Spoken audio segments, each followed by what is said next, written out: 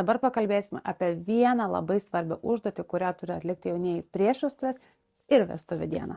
Jaunieji, labai noriu, kad jūs manęs dabar labai įdėmiai paklausytumėt ir įsimintumėt kiekvieną dalyką, ką jums noriu pasakyti. Vestuvių planavimas turime pripažinti, kad yra nelengvas kelias ir tame kelyje sutinkame be galo daug stresinių situacijų, be galo daug sunkumų, su kuriais reikia susitvarkyti ir išlikti šaltame prote. Tačiau mums ne visada pavyksta ir jaučiame mažesnį ar didesnį stresą, o ypač paskutinėmis dienomis. Todėl mums labai yra svarbu pagalvoti ir apie save, ne tik apie pačią šventę ir savo svečius. Taigi klausykite ir rašykitės. Žingsniai, kuriuos turite atlikti kelios dienos iki vestuvių. Pirmas. Būtinai išsimiegokite, duokite poilsio savo, pailsėkite, nes kitaip negalėsite mėgautis savo šventę. Antras.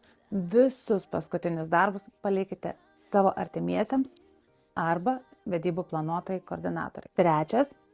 Viskas, kas priklauso nuo jūsų, nepalikite paskutiniai dienai ir stenkitės viską pasidaryti bent kelias dienas iki šventės. O dabar, ką reikia daryti vestuvių dieną? Pirmas. Atsipalaiduokite ir negalvokite apie jokius rūpesčius. Tai yra jūsų diena. Antras. Būtinai gerkite daug vandens, ypatingai jeigu yra jūsų šventė vasara ir tai yra karšta vasaros diena. Stenkitės vartoti kuo mažiau alkoholio iki pačios šventės pradžios. Trečias. Būtinai su savimi turėkite pirmos pagalbos rinkinuką, kurį turėtų sudaryti vaistai, pleistrai ir kiti jums reikalingi daiktai.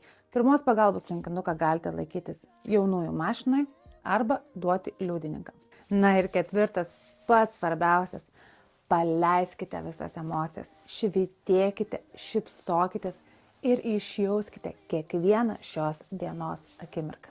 Mano vardas Laura Kaminskienė ir esu vedybų planuotoja bei koordinatorė. Jeigu norite sužinoti daugiau apie vestuvių užkulisius ir kaip planuoti savo šventę, galite mane pasiekti Instagrame Laura vedybų planuotoja.